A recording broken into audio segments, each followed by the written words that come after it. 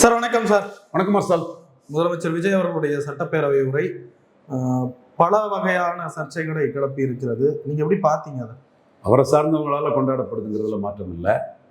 But அதில் நம்ம பொறுத்தவரையில் அதில் என்ன வேறுபடுறோம்னா, நீங்கள் 5 நிமிஷம் பேசி மு.க. ஸ்டாலினை தோற்கடிச்சிட்டேன்னு சொல்கிறீங்க. சரி, நீங்கள் 5 நிமிஷம் மு.க. ஸ்டாலினை பேச தோற்கடிச்சு எல்லாம் பண்ணி 108 தானே வந்திருக்கும் உங்களுக்கு. மு.க. ஸ்டாலின் முதல்வர்னு சொல்லி ஜெயித்த 13 வச்சு தானே நீங்கள் ஆட்சி பண்ணுறீங்க. இல்லைன்றாரு, அவங்க சுயேட்சையாக எடுத்த முடியும்ன்றாரு. யாரு? விஜய் அவர்கள். சுயேட்சை எடுக்கிறது, இவர் கூப்பிட்டு எடுக்கிறது, கூப்பிடாம எடுக்கிறதெல்லாம் வேற விஷயங்க. அவங்க மு.க. ஸ்டாலின் முதல்வர்னு சொல்லி விஜயையும் எடப்பாடியும் சேர்த்து தோக்கடிச்சு ஜெயித்தவங்க தானே. அதை அவர் சொல்லிட்டால மார்சல் என்ன சொல்றீங்க? இவங்க வேற எப்படி ஜெயித்தாங்க? சுயேட்சையாட்டா ஜெயித்தாங்க? என்ன மார்சல் சொல்றீங்க? விஜய் அவர்கள் சொன்னாருன்னு சொன்னேன். சரி, அப்போ நீங்க இது சாக்கு போக்கு தானே சொல்றீங்க. நீங்க அவங்க சுயேட்சையா அவங்க எடுத்த முடிவா இல்லை இவரை அழைச்சி அவங்க வந்தாங்களாங்கிறது வேற விஷயம். அது அவங்க சுயேட்சையாட்டே வரட்டு, அவங்க பாஜக வந்துடக்கூடாதுன்னு இந்துக்களுக்கு எதிராக, இந்து தர்மத்துக்கு எதிராக, சனாதன தர்மத்துக்கு எதிராக அவங்க வந்தவங்களாட்டும் இருக்கட்டு, அதெல்லாம் வேற விஷயம். அவங்க மு.க. ஸ்டாலின் முதல்வர்கள் ஜெயித்தவங்க தானா இல்லையா? இதாங்க டெக்னிக்கல் கொஸ்டின். இதை நீங்க மறைச்சிக்கிட்ட முழு பூசணிக்காய சோத்துல மறைச்சிக்கிட்டு வேலை பார்க்க முடியாது. தெளிவா நீங்க வந்து உங்க கிளைமை பண்றீங்க. 5 நிமிஷம் பேசணும், தோக்கடிச்சிட்டோம், இன்னும் பேசினா இன்னும் படுதோல்வி அடைய செஞ்சிருப்போம், அப்படியெல்லாம் நீங்க சொல்றீங்க. ஓகே, ஸ்டாலினுக்கு தோல்வி, சென்னையில் அவங்க எழுச்சியை நாங்க மறக்கல. தப்புனது சேகர் பாபுவும் இவர் உதயநிதி ஸ்டாலின் தான். மீதி எல்லாருமே விழுந்துட்டாங்க. ஒரு பெரிய வெற்றி தான். இந்த இது வந்து எடப்பாடி 47 தொகுதியில் அசைக்க முடியலையே. நீங்க இந்த அளவுக்கு ஸ்டாலினை வீழ்த்தினவங்களால முன்னாள் முதல்வர் எடப்பாடி பழனிசாமியை எடப்பாடியில் வீழ்த்த முடியலையே. அப்ப எடப்பாடி 47 வந்திருக்கிறாரு. நியாயமான, நேர்மையான, உண்மையான ஒரு ஆட்சி அமையணும்னா, அறம் சார்ந்த ஒரு ஆட்சி அமையணும்னா, தார்மீக அடிப்படையில் ஒரு ஆட்சி அமையணும்னா, ஸ்டாலின் ஆட்சி அதிகாரத்தில் இருக்கவர் தோக்குறாரு. அவரோட சேர்ந்து தோத்தவங்க தானே சிபிஎம், சிபிஐ, விசிக 8க்கு 2, 5க்கு 2, 5க்கு 2, காங்கிரஸ் வெறும் 5. இதெல்லாம் அவரோட சேர்ந்து தோத்தவங்க தானே. ஸ்டாலின் முதல்வர்னு சொல்லி, ஸ்டாலின் பெரியவர்னு சொல்லி தோத்தவங்க தானே. அப்போ ஸ்டாலின் ஆட்சி தோற்கடிக்கப்படுகிறது. ஸ்டாலினோடு நின்று வெற்றி பெற்றவங்களை மட்டும் நீங்க எப்படி எடுத்துக்கலாம்? அப்ப நேர்மையான, உண்மையான ஒரு ஆட்சின்னா, ஒரு அரசியல் நாகரிகம்னா, ஸ்டாலினை தோற்கடித்த எடப்பாடி பழனிசாமியும் ஸ்டாலினை தோற்கடித்த விஜயும் பேசி ஒரு ஆட்சி அமைக்கணும். அதுதான முறை. ஸ்டாலின் முதல்வர்னு சொன்ன 13 வச்சு ஆட்சி அமைச்சுக்கிட்டு நான் ஸ்டாலினை தோற்கடிச்சுன்னு சொல்றதுல என்ன பெருமை இருக்கு? என்னங்க, நான் நியாயமா லாஜிக்கலா தான் கேட்கிறேன். அப்படின்னா நீங்க ஸ்டாலின் முதல்வர்னு சொன்ன இந்த 13 பேரையும் கையில் எடுத்திருக்க கூடாது. நீங்க ஸ்டாலினை ஆட்சிக்கு வர விடாம பண்ணதுல அவர் ஒன்றும் சும்மா எடுக்கல, மினிஸ்டர் போஸ்ட் கொடுத்துருக்காரு. சரி, சும்மா எடுக்கிறதே தப்பு. மினிஸ்டர் போஸ்ட் கொடுத்து எடுக்கிறது அதோட அநாகரிகங்கிறதா நான் சொல்ல வரேன். கௌரவன்றாரு அவர். அதுதான் அநாகரிகம், அசிங்கம்னு சொல்ல வரேன். ஸ்டாலினோட சேர்ந்து தோத்த கட்சிகள் இவங்கெல்லாம். நீங்களும் சிங்கிள் ஆர்டிஸ்டா ஜெயித்திருக்கிறீங்க, தனி மெஜாரிட்டி வரல. எடப்பாடியும் ஏற்கனவே தோற்கடிக்கப்பட்டவர் தான், மீண்டும் 47 சீட் வந்துட்டாரு. அப்போ 108, 47 சேர்ந்து ஆட்சியில் இருந்த ஸ்டாலினையும், ஸ்டாலினுக்கு துணையா நின்ன, ஸ்டாலினுக்கு வாலா நின்ன, ஸ்டாலினுக்கு சபார்டினேட்டா நின்ன காங்கிரஸ், சிபிஎம், சிபிஐ, விசிக, முஸ்லீம் லீக் இவங்கள தோற்கடிச்சிருக்கிறாங்க. இதில் முஸ்லீம் லீக்கு 2 சீட்டு 2ஐயும் ஜெயித்துட்டாங்க, அது பொருந்தாது. ஓகே, மற்றவங்கள தோற்கடிச்சிருக்கிறாங்க. ஸோ ஆளுங்கட்சியையும் அவரை சார்ந்தவர்களையும் தோற்கடித்த எதிர்கட்சிகளான அதிமுகவும் தாவேகாவும் இணைஞ்சு ஆட்சி அமைக்கிறது தான் முறையானது, நியாயமானது, தர்மமானது. இது அநாகரிகமான ஒரு செயல். இது வந்து நீங்க பண்ணக்கூடிய எல்லா பதவி வெறிக்கும், பதவி ஆசைக்கும், முறையற்ற செயலுக்கும் இந்துக்களை பிரதிபலித்தக்கூடிய பாஜகவை குறை சொல்லிக்கிட்டு ஒரு எப்படியோ கத்தம் ஓதுனானுங்கிற மாதிரி என்ன தவறு பண்ணாலும், எப்படி ஒரு அரசியல் பச்சோந்தித்தனம், சுயநலவாதம், சண்முகம், வீரபாண்டியன் இவங்களுக்கெல்லாம் ஒரு பாஜக எதிர்ப்பு. இப்படியெல்லாம் நீங்க செய்து தாயா கர்நாடகாவில் காணாம போனீங்க. கர்நாடகாவில் இன்னைக்கு அதிக எம்பிக்களை பெற்று பிரதான எதிர்க்கட்சியா பாஜக இருக்கு. இப்படித்தான் நீங்க யூபியில எதுக்கு எடுத்தாலும் பாஜக எதிர்ப்பு. யூபியில இன்னைக்கு பாஜக ஆட்சியில இருக்குது. அகிலேஷுக்கு அடுத்தபடியா எம்பிக்கள்லே இருக்குது. அதே மாதிரிதான் நீங்க இந்த மாதிரிப்பட்ட அரசியலை பீகார்ல பண்ணி தான் பீகார்லயும் பாஜக வளர்ந்துருக்கு. இப்பவும் நீங்க எதிர்க்கட்சி வரிசையில ஸ்டாலின் கூட சேர்ந்து தோத்துக்கிட்டு ஒழுங்கா ஸ்டாலின் கூட இருக்க வேண்டிய நீங்க எடப்பாடியும் விஜயும் சேர்ந்து ஆட்சி அமைக்க வேண்டிய சூழ்நிலையை கெடுத்துக்கிட்டு நீங்க உள்ள வந்து பாஜக எதிர்ப்பு ஒரு போலியான பொய்யான உண்மைக்கு மாறான ஒரு செயற்கையான ஒரு கட்டுக்கதைகளை சொல்லிக்கிட்டு நீங்க பதவி ஆசையில நீங்க இருந்திருக்கீங்க. இதை தமிழகத்துல உள்ள பாஜகவை வாக்களிக்கலனாலும் கூட இந்துக்களை இந்தியாவில் பிரதிபலிக்கக்கூடிய கட்சி பாஜகங்கிறதுனால இந்து சமூக மக்கள் இந்த முறைகேடுகளும் அநாகரிகமும் அரசியல் கேலி கூத்துகளும் பாஜகவை மையமா வச்சு நடக்குதுங்கிறத இந்தியா முழுமையும் இந்துக்களை பிரதிபலிக்கக்கூடிய பாஜகவுக்கு எதிராக இவங்களோட சுயநல அரசியலை அவங்க பயன்படுத்துறாங்கிறத ஒட்டுமொத்த இந்துக்களும் உணரணும் வேண்டியங்கிறதான் என்னோட ஒரு பார்வையா நான் தமிழ் மண்ணில் இதை வைக்கிறேன். அப்படி பண்ணினாதான் எதிர்காலத்துல வந்து மக்களவை தேர்தலில் கர்நாடகா மாதிரி எல்லாம் ஒரு மோடி தலைமைக்கு ஒரு வெற்றி கிடைக்கும். அதற்கான ஒரு வழியும் கிடைக்குங்கிறதான் என்னோட பார்வையா நான் இதை பார்க்கிறேன். விஜய் அவர்கள் பார்ட்டி ஃபண்ட் அப்படின்ட்டு ஒரு மாதிரி மொட்டையா சொல்றாரு. உங்களுக்கு தான் அதை பத்தி தெரியுமா? பார்ட்டி ஃபண்டுங்கிற அந்த இடத்துக்குள்ள இதுவரை வந்த தகவல் படி பார்ட்டி ஃபண்டு சிஎம்டிஎல்ஏ வாங்கலங்கிறத சொல்றாங்க. புல்டர்ஸே சொல்றாங்க. முன்னாடி வாங்கினதுங்கிறதுக்குள்ள ஆதாரத்தை விஜய் தான் சொல்லணும். பட் இப்போ பார்ட்டி ஃபண்டுன்னு எதுவும் சிஎம்டிஎல்ஏ வாங்கலைங்கிறத புல்டர்ஸ் சொல்றாங்க. அது விஜய் அரசுக்கு இது நிலைக்கணும், நீடிக்கணும். ஆரம்ப காலத்துல விஜய் அரசுல இது இருக்குங்கிறத நான் பாராட்டுறேன். விஜய் அவர்கள் அது மாதிரி அதே மாதிரி பத்திரப்பதிவு துறையிலையும் பேசுறாங்க. மதுரையில இருந்தே பேசுறாங்க. அதுல உள்ள வர்த்தகர்கள், ஜிஎஸ்டி தொடர்பாட்டுள்ள வர்த்தகர்கள் பலரும் நம்மகிட்ட பேசுறாங்க. அதே மாதிரி கல்வித்துறையிலையும் பேசுறாங்க. அப்ப இதை நம்ம மறைச்சிக்கிட்டு பேசுனா அது சரியா இருக்காது. ரினியூவல், நோ அப்ஜெக்ஷன் சர்டிபிகேட்டு, பத்திரப்பதிவுத்துறை, கட்டுமான சிஎம்டிஏ போன்றதுலாம் வந்து ஊழல் இல்லை என்கிற ஒரு கருத்து 45 நாளா அலை அடிக்குது. நம்ம இப்படி ஒருத்தர் நல்லது செய்யும் போது அதை நம்ம குதர்க்கமா பேச நாம விரும்பல. இது வந்து இந்த 45 நாள் இருக்கிறது 6 மாசம் தொடருமா, அந்த சந்தேகத்து கேள்வியை நம்ம வைக்கிறோம். இப்ப இருக்குங்கிறத பாராட்டிக்கிட்டு எத்தனை நாள் புதுமாடு குளிப்பாட்ட கதையா, ஒரு ஆரம்ப ஜோரோட விட்டுட்டு போயிருவீங்களா, உண்மையிலே பண்ணுவீங்களாங்கிறத நம்ம சொல்லணும். ஏன்னா உண்மையிலே பண்ணுனா நல்லா இருக்குங்கிற பொது நன்மைக்காக நம்ம பொது வாழ்க்கையில இருக்கக்கூடியவங்க தான். அந்த அடிப்படையில் நாம இதை வந்து வரவேற்கிறோம். பட் இது நீடிக்குமா, நிலைக்குமா, ஒரு ஆரம்ப ஜோரோட முடிஞ்சு போகுமாங்கிறதுல சந்தேகம் இருக்கு. நம்ம அது போக போக பார்க்கலாம். விஜய் அவர்கள் கூட்டணிக்கு அழைத்த பிறகு, கட்சியில் சேர்ந்த பிறகு திமுகவை அந்த கூட்டணி கட்சிகள்லாம் எதிர்பார்த்ததை விட மோசமாக பாதிக்க ஆரம்பிச்சு விட்டன. முஸ்லீம் லீக், கம்யூனிஸ்ட் கட்சி பயங்கரமா இன்னைக்கு சிபிஎம் பார்த்துட்டு அந்த எம்எல்ஏ வளர்றான சண்முகம் வீரபாண்டியன் பேசினாலும் வந்து எம்எல்ஏக்கள் வந்து நாங்கள் ஸ்டாலினால ஜெயித்தேன்னு பேசுறாங்க. முஸ்லீம் லீக்ல ஒரு எம்எல்ஏ சட்டசபையில ஸ்டாலினால ஜெயித்தேன்னு பேசிட்டாப்லையே, உண்மையை பேசிட்டாப்லையே. ஸோ இப்போ எம்எல்ஏக்கள்லே மந்திரி பதவி அடைந்தவர்கள், அடையாதவர்கள்.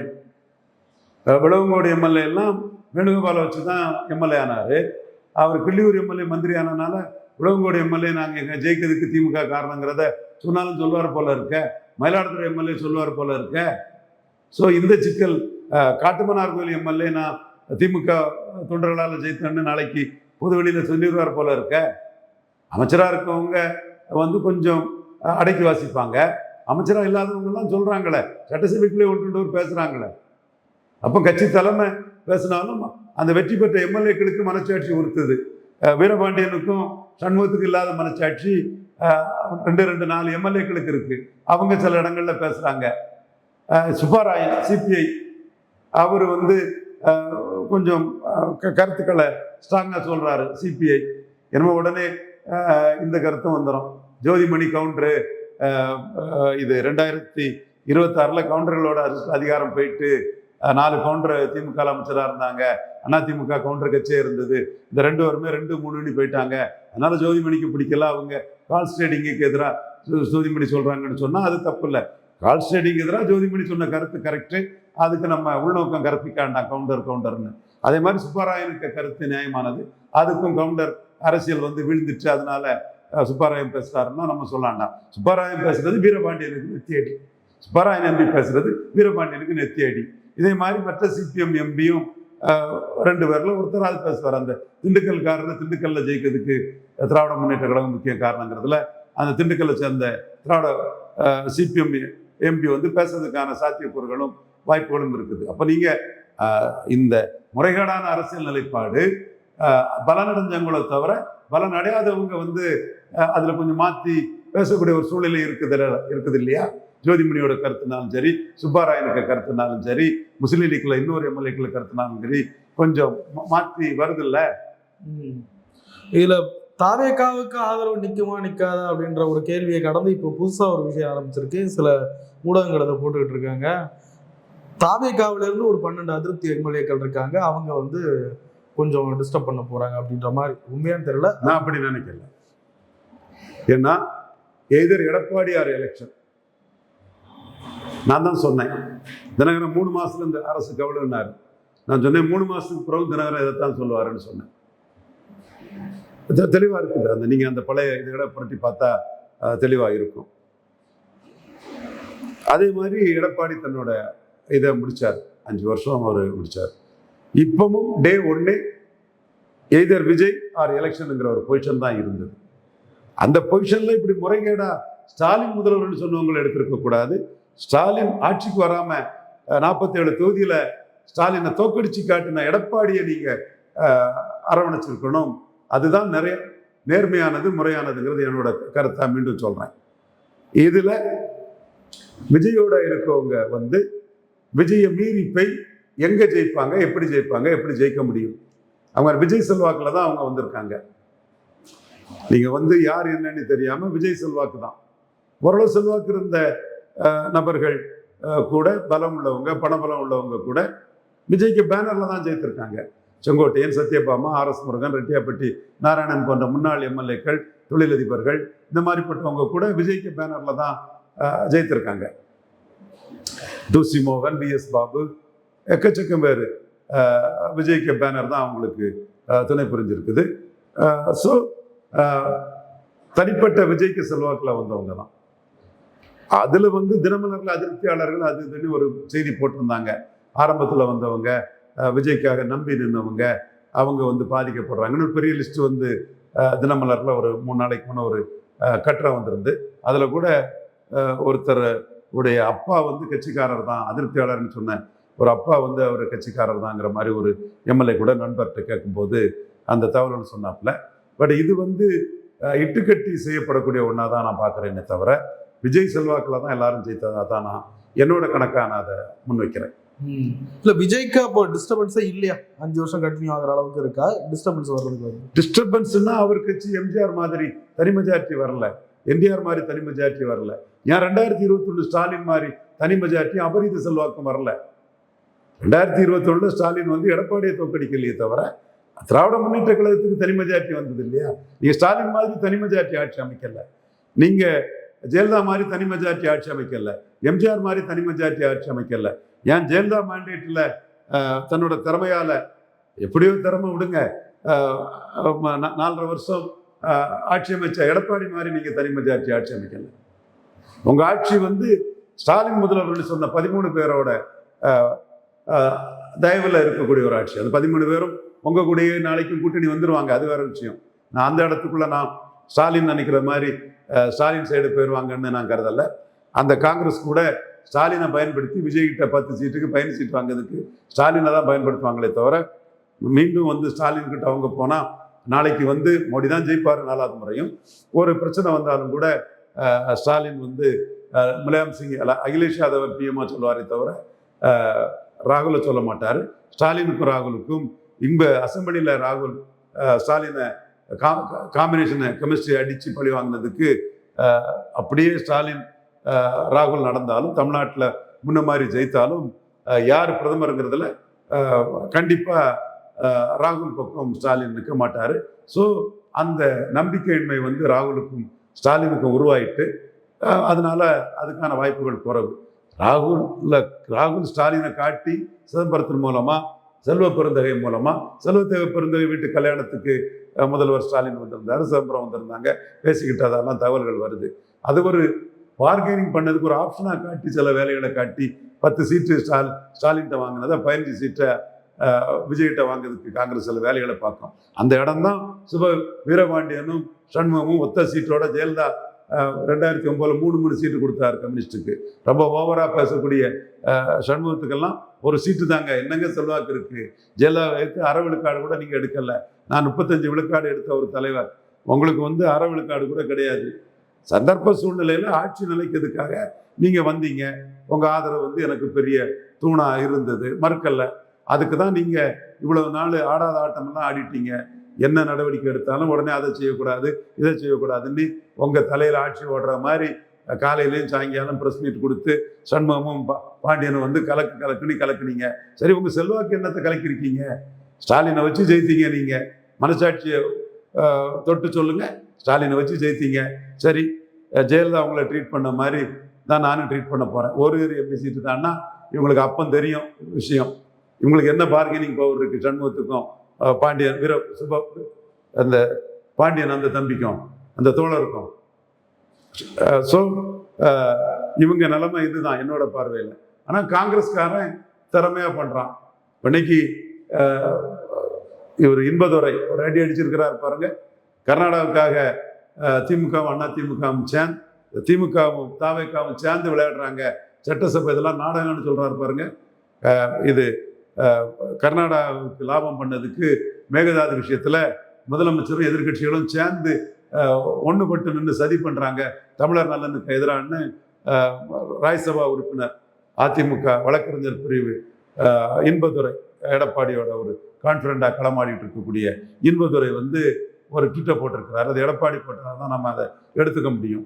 அப்போ அந்த இடத்துக்குள்ள நீங்க எல்லாம் பேசுற அரசியலையும் தாண்டி இதுல உள்கையா திமுகவும் தாவேக்காவும் சேர்ந்து வேலை செய்து காவிரி விஷயத்துல காங்கிரஸுக்காக விட்டு கொடுக்குறாங்கிறத அதிமுக அடிக்கிறாங்க. சீமானும் அறிக்கையில தான் சொல்லியிருக்கிறாரு. சீமான் அதுல கூடுதலா எல்லாத்தையும் அடிச்சுட்டாரு. அதிமுகவும் காவிரி பிரச்சனையில இது தீங்கு பண்ணுது, இது அநீதி, இது கர்நாடகாவுக்கு ஆதரவு. அப்போ காங்கிரஸ் கூட்டணிக்காக காவிரி பிரச்சனையில திமுகவும் தாவேக்காவும் மீண்டும் ஒரு எல்லாம் முடிஞ்ச பிறகும் மீண்டும் கர்நாடகாவுக்கு சாதகமான ஒரு கருத்தை சட்டசபையில திருத்த மாட்டு ஸ்டாலினும் விஜயும் அன்பை போட்டு செய்திருக்காங்களா? விளக்கம் கொடுக்கணும்ல முதல்வர். ஏன்னா அதை சொல்றது அதிமுக ராஜ்யசபா உறுப்பினர் இன்பதுரையே அதை சொல்றாரு. மொத்தத்துல இந்த அரசியல் களம் மும்முனை ஆயிட்டு, மும்முனையில யாருக்கும் மெஜாரிட்டி கிடையாது. ஏடிஎம்கே இருக்குது கண்டிப்பா, முடியல.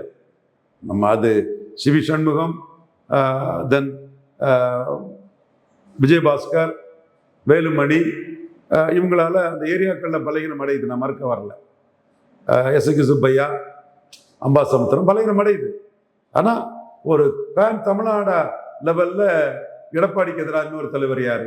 அப்ப அரசியல் களம் மெஜாரிட்டி இல்லாத விஜய், மெஜாரிட்டி இல்லாத Vijay, 4 party collision majority government 107, 233க்கு 107, 5, 112, ஒரு 2, 114, இன்னொரு 2, 116, ஒரு சீட்டு மெஜாரிட்டி கம்மிக்கு அந்த கொலிஷனுக்கு outside support CPM 2, CPI 2, ஒரு தினகரன் எம்எல்ஏ 5. அப்ப அதுக்கு மெஜாரிட்டி இருக்குது. தாவேக்காவுக்கு மெஜாரிட்டி இல்லை. ஸோ மெஜாரிட்டி இல்லாத நம்பர் 1 தலைவர் விஜய், மெஜாரிட்டி இல்லாத நம்பர் 1 தலைவர் விஜய். ஸ்டாலின் மெஜாரிட்டியோட இருந்தார். 2021 ஸ்டாலினை விட சின்ன தலைவர் தான் விஜய். இதுதான் உண்மை. 2021 ஸ்டாலின் மெஜாரிட்டி இருந்து அவரை நம்பி சிஎம்மா சொன்னவங்க மூலமா அவருக்கு மிகப்பெரிய அளவுக்கு ஒரு எண்ணிக்கை இருந்தது. ஏன் ஜெயலலிதாவுக்கு மெஜாரிட்டி இருந்தது, எல்லாருக்குமே மெஜாரிட்டி இருந்தது. என் கருணாநிதி கூட தனியாட்சி நடத்தினாலும் அவரை சொல்லி சிஎம்மா அவரை சொல்லி வெற்றி பெற்ற பாமக, காங்கிரஸ், சிபிஎம், சிபிஐ ஆதரவு இருந்தது. நீங்க இன்னைக்கு ஸ்டாலின் சிஎம்மா சொல்லி வெற்றி பெற்றவங்க ஆதரவுல இருக்கிறீங்க. இந்த உண்மையை முழு பூசணிக்காய சோத்துல மறைக்கிறது மாதிரி 5 நிமிஷம் அது இதுன்னு நீங்க டயலாக் விட்டுட்டு இருக்கீங்க. ஓகே, சிட்டிக்குள்ள திமுக அணியை பலையனப்படுத்திட்டீங்க, ஃபேக்ட். இப்ப முதல் இடம் மெஜாரிட்டி இல்லாத விஜய், 2வது இடம் ஸ்டாலின், 3வது இடம் எடப்பாடி பழனிசாமி, 4வது சீமான் இருக்கிறாரு, அது பிறகு காங்கிரஸ், பாமக பலரும் இருக்கிறாங்க. 3 பெரிய பிளேயர் 20 விழுக்காடு வாக்கை தாண்டி இருக்கிறாங்க. அப்ப நீங்க திமுக அண்ணா திமுக தாவைக்கா முதல்ல ஆதவர்த்தினார் சொன்னா இந்த மேகதாது இஷ்யூல எல்லாத்தையுமே அடிச்சு தூக்கி போட்டுட்டாரு இன்பதுரை. திகழினா எடப்பாடி தரப்பு வந்து உங்களை லாக் பண்றாங்க. என்ன பதில் சொல்றீங்க? அவரு தெளிவா தானே கேட்கிறாரு. சட்டசபையிலும் எடப்பாடி கேட்கறது தெளிவான ஒரு பார்வை தான். ஸோ எடப்பாடிக்கு வந்து வேலுமணி, சிவி சண்முகம், தென் எக்ஸெட்ரா இவங்களாலெல்லாம் பாதிக்கப்படுங்கிறத நான் மறுக்க வரல. லோக்கல் செல்வாக்கு பாதிக்கப்படும். ஆனா இந்த இடத்துக்குள்ள அவங்க மேகதாது பிரச்சனை ஒரு ஸ்கோர் பண்றாருல்ல, எது சரி எது தப்பு? ஸ்டாலினும் உதயநிதி ஸ்டாலினும் விஜயும் சேர்ந்து எடுத்ததுதான் சரின்னு சொல்றதுக்கு என்ன ஆதாரம் இருக்கு? எடப்பாடி தப்புங்கிறாரு, அத வாதத்துக்கு விட்டுருக்கணும் இல்ல, கருத்தை கேட்டிருக்கணும் இல்ல. இன்னும் புதுசா என்னத்துக்கு அதுங்கிற கருத்தை தானே 8 விழுக்காடு மக்களவையிலையும் சட்டமன்றத்தில் 4 விழுக்காடு எடுத்த நாம் தமிழர் அந்த கருத்தை தானே சொல்றாங்க. ஏன் அன்புமணியும் அந்த கருத்தை சொல்றாருல்ல? அப்போ நீங்க காங்கிரஸ் கூட்டணிக்காக திமுகவும் தாவேக்காவும் அன்பை போட்டு மேகதாது விஷயத்துல செயல்படுறீங்களா? அந்த கேள்வி வந்து இன்னைக்கு எடப்பாடி பழனிசாமி, பாமக, நாம் தமிழர் 3 கட்சிகளை கேட்டுட்டாங்களே. ஸோ இதுக்கு என்ன பதில்? ஸோ இங்க அரசியல் களம் மாறிட்டு, காட்சிகள் மாறிட்டு. ஸ்டாலின் அவர்களுடைய பிளான் தான் என்ன சார்? விஜய் வீழ்த்துவதற்கான என்ன இருக்க முடியும்? ஸ்டாலின் அவர்கள் வந்து எதிர்பாராத தோல்வி அடைஞ்சார். நான்லாம் எதிர்பார்க்கல. என்னால் அதை கணிக்கவே முடியல. ஆனால் சில இதுகள் ராகுல் காந்தி சதி பண்ணாரு, கெமிஸ்ட்ரியை கெடுத்தாரு, அது எனக்கு தெரிஞ்சது. திருமாவளவன் கண்டஸ்ட் பண்ணியிருக்கணும். அப்போ திருமாவளவன் கண்டஸ்ட் பண்ணாதது வந்து எடப்பாடி கிட்ட தோற்றுறக்கூடாதுங்கிறதுக்காக ரெட்டியார், உடையார், நாயுடு, கார்காத்தார் இந்த ஓட்டெல்லாம் வந்து திருமாவளவனுக்கு எதிராக எடப்பாடி வன்னியர் அணிக்கு போய் அது இதாயிருமோங்கிறதுக்காக எடப்பாடியை கண்டஸ்ட் பண்ணாண்டானாங்க. பட் அது ஸ்டாலினுக்கு வர வேண்டிய பரேசம ஓட்டை விஜய்க்கு தள்ளிட்டு, இப்படி ராகுல் காந்திக்கு சதியிலிருந்து பல இது இருந்தாலும் அது பெரிய ஹெவி ஸ்ட்ரென்த் இருக்கனால பெருசா பாதிக்கும்னு நான் நினைக்கல. அது பிரைமரி ஃபோல்ஸ் ஆட்டு ஒரு கிறிஸ்தவரே வராதனால பாஜக எதிர்ப்பெல்லாம் தள்ளி வச்சுக்கிட்டு ஒரு கிறிஸ்டின் வராருன்னு கிறிஸ்டின் ஓட்டில் 2/3 ஸ்டாலின் கூட இருந்தவங்க வந்து ஸ்டாலினை கைகொழிட்டாங்க. முஸ்லீம் ஓட்டில் ஒரு 1/3 போயிட்டு, இதெல்லாம் வந்து ஸ்டாலினுக்கு வந்து நிகழும்னு நான் நினைக்கல. கிறிஸ்டின் முஸ்லீம் ஓட்டு பாஜக எதிர்ப்பிலே ஸ்டாலின் கூட நிற்கிறதுக்கு வாய்ப்பு உண்டு நான் நினைச்சேன். பாஜக எதிர்ப்பு செயலிழந்து போச்சு, வீரியமற்று போச்சு, அது செல்லா காசு ஆயிட்டுது. அதுதான் இன்னைக்கு விஜய் வந்து பாஜக எதிர்ப்பு இதை வந்து டைல்யூட் பண்றாரு. அந்த ஸ்பீக்கரெல்லாம் வந்து விசிகாவுக்கு பாஜக எதிர்ப்பெல்லாம் நீங்க ஸ்டாலின் கிட்ட வச்சுக்கணும், எங்க கிட்ட வேண்டாங்கிறாரு. கவனிச்சிங்களா? அது ஏற்கனவே நீர்த்து போச்சு, இத்து போச்சு, வேலைக்காகல, தோத்து போச்சு. அந்த செத்து போன பாஜக எதிர்ப்பை கொண்டு வந்து ஏன் நீங்க பண்றீங்கிறத நாசுக்கா இவர் ஜேசிடி பிரபாகரன் வன்னியரசை தடுத்தாரா இல்லையா? இப்போ அந்த வழக்கமா கை கொடுத்த பாஜக எதிர்ப்பு ஸ்டாலினுக்கு கை கொடுக்கல. மீண்டும் அண்ணாமலை வெளியேறின பிறகு, அண்ணாமலை தலைவராக மாற்றின பிறகு 3 விழுக்காடும் 1 எம்எல்ஏ உள்ள பாஜக எதிர்ப்புங்க எப்படி கை கொடுக்குவாங்க? ஆனா அதைத்தான் உதயநிதி ஸ்டாலின் சனாதன எதிர்ப்புன்னு எடுக்கிறாரு. உடனே முஸ்தபாவையும் சனாதானம்னு வராரு. தாவேக்கா தானே, ஸ்டாலின் விஜய் டைரக்டா வராம முஸ்தபா வராரு. அதுக்கு பிறகு நீங்க சிபிஐ விசாரணைக்கு பயந்து பாஜக கிட்ட இது பண்ண போறீங்கன்னு ஸ்டாலின் பண்றாரு. எனக்கு என்னவோ திமுக வியூகம் வந்து கலைஞர்னா சரியான வியூகம் எடுத்திருப்பாரு. இவங்க வியூகம் இன்னும் கிறிஸ்டின் முஸ்லீம்ஸ் போட்டு விஜய் பாஜக நெருக்கமா போறாரு, அது தெரிஞ்சு சொன்னா அது தங்களுக்கு வந்துடும் நினைக்கிறாங்க. இல்லை, அது ஏற்கனவே அது இழந்துட்டாங்க. முஸ்லீம் லீக் வேற கூட்டணி மாறியாச்சு. விசிகாவுக்கும் கொஞ்சம் கிறிஸ்டின் முஸ்லீம் மேலே ஒரு கான்ஃபிடன்ஸ் உண்டு. விசிகா மேலேயும் காங்கிரஸ் ராகுல் காந்தி, அவரே சோனியா காந்தி இத்தாலி கேத்தலிக்கு கிறிஸ்டின் தான். சும்மா தத்திரத்தை கொடுத்த கவுல் பிராமணர்னு ஜாதி வெறியில் மோடி மேலோட வன்மத்தில் பூணுவலை சட்டைக்கு வெளியே போட்டுட்டு பண்ணார். அதெல்லாம் தேசபக்தியும் தெய்வபக்தியும் உள்ள பிராமணர்கள்ட்ட எடுபடலை. பிராமின்ஸ் அதெல்லாம் அடித்து விரட்டிட்டாங்க. மோடிக்கு எதிராக இவர் மோடி இழிவான இந்து, தான் உயர்ந்த இந்து, புண்ணாக்கு இந்துன்னெல்லாம் பெரிய ஒரு வேஷத்தை கட்டினார். அதெல்லாம் பிராமணர்கள் தேசபக்தி தெய்வபக்தியோட சோனியாவுக்கு மகன் அந்த இடத்துல அடித்து தூக்கி வீசிட்டாங்க. அரசியல் ரீதியாக மன்னிக்கணும், அரசியல் ரீதியாக தோக்கடிச்சிட்டாங்க. ஸோ அவருக்கும் அந்த கேத்தலிக்கு சோனியா அந்த கிறிஸ்டின்ங்கிற இது இருக்குது. முஸ்லீம் லீக் வேற போயிட்டு. ஸோ இனிமேல் எப்படி இந்த ஓட்டு ஸ்டாலின் பக்கம் நிற்கும்? ஆனால் அவங்க ட்ரெடிஷ்னலோட முஸ்லீம் எங்கள் கூட தான் நிற்கிறாங்கன்னு எனக்கு தெரிஞ்ச ஒரு பாய் சகோதரர் கூட அட்வொகேட்டு, அவர் கூட திருச்செந்தூர் தொகுதி பொறுப்பாளர் நண்பர் ஒரு பாய் கூட அதை சொல்கிறாரு. எனக்கு என்னவோ அது இந்த தாவேக்கா கூட இவங்க கூட்டணி போனதில் திமுகவுக்கு அது மேலும் பலகீனம் அடையின்னு தான் நான் கணக்கு போடுறேன்.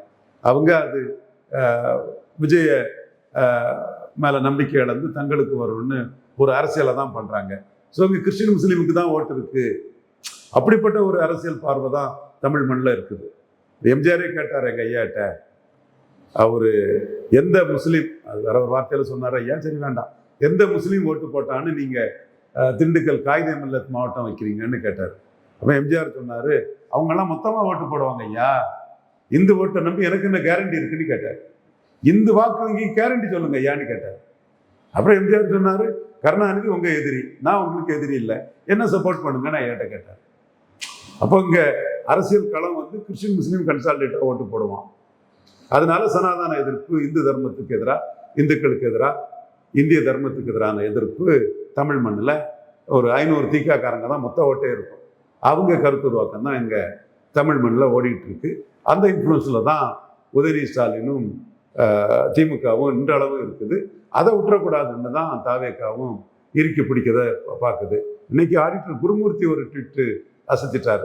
வினோத் பி செல்வம், அந்த அறநிலைத்துறை அமைச்சர், அறநிலைத்துறை கோயில் வருமானம், கோயில் பக்தர்களுக்கு கழிப்பிட வசதி, குளியல் அறை வசதி, தங்குமிட வசதி, இதுக்காக தான் பயன்படுத்தணுங்கிற அந்த கருத்தை நான் வரவேற்கிறேன். அதை நீங்கள் கமர்ஷியலுக்கு கொண்டு போகணுங்கிற கூடாதுங்கிற அந்த கருத்தை நான் வரவேற்கிறேன். ஆனால் அந்த அமைச்சர் இன்னைக்கு பெரியார் இதை கொண்டு கொடுத்து விஜய்கிட்ட நிற்கும்போது வினோத் பி செல்வம் பாஜகவிலிருந்து இந்து உணர்வுக்கு தக்கன ஒரு முருகர் அதெல்லாம் வச்சு ஒரு ட்வீட் போட்டிருக்காரு. அதை ஆடிட்டர் குருமூர்த்தியும் அதை ஒரு ட்வீட்டாக போட்டிருக்கிறாரு. இப்படி அபூர்வமாக சில இந்துக்களுக்கான குரல்கள் வினோத் பி செல்வம், ஆடிட்டர் குருமூர்த்தி போன்றவங்கள்லாம் வரும்போது தான்லிங்க நாடா ஒரு சீடனான எனக்கு அதை பார்க்கறதுக்கு ஓரளவாவது இந்த மண்ணில் இந்த உணர்வு இருக்குங்கிற ஒரு திருப்தியை கொடுக்குது. அது எதிர்காலத்தில் கர்நாடகா, பீகார், யூபியில் மாதிரி மோடிக்கு ஆதரவாக வருங்கிற நம்பிக்கையும் எனக்கு கொடுக்குது. ஆனால் திராவிட முன்னேற்ற கழகம் தங்களோட அரசியல் அந்த கிறிஸ்டின் முஸ்லீம் ஓட்டை விஜய்கிட்ட இருந்து திருப்பி பிடிக்கணுங்கிறதுக்காக தான் ஒவ்வொரு காய்களையும் நடத்துகிறாங்க. இனிமேலும் அதுதான் நடத்துவாங்க. விஜய் பிஜேபி கூட போயிட்டாரு, அப்படி மெர்சல் ஆயிட்டாரு, பிஜேபி கிட்ட இதாயிட்டாரு அதாயிட்டாருன்னு அதைத்தான் திமுக பண்ணுவாங்க. அதைத்தான் பண்ணுறாங்க. வேற என்ன பண்ணுறாங்க திமுக? சொன்ன விஷயங்களை பயன்படுத்தி ரொம்ப நன்றி சார்.